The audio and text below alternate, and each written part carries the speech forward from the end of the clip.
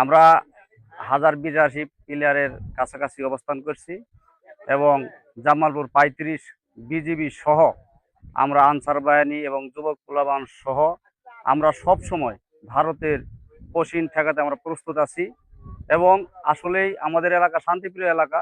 এখন পর্যন্ত এই এলাকায় কোনো দুর্ঘটনা ঘটেনি, আশা করি ঘটবেও না। তারপরেও আমরা সবসময় প্রস্তুত আছি ইনশাআল্লাহ। জি না ঠিক জীবন দেওয়া লাগে তো আমরা জীবন দিব।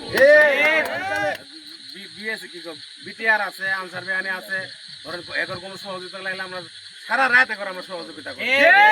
ঠিক আছে, আমরা অবৈধভাবে কোনো ভারতীয় লোক আমরা নিব না। ঠিক আছে।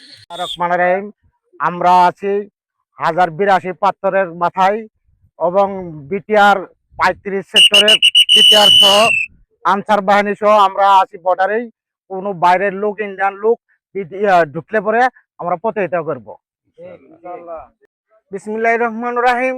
প্রিয় এলাকাবাসী, যে বাংলাদেশের আমাদের রামরামপুর 1 নং ওয়ার্ডের সকল জনগণকে সাথে নিয়ে ভারতের যে সমস্ত লোক বাংলাদেশে প্রবেশ করার চেষ্টা করবে তাতে আমরা প্রতিহত করব, এই আশা ব্যক্ত করে আমার কথা এখনই শেষ করছি।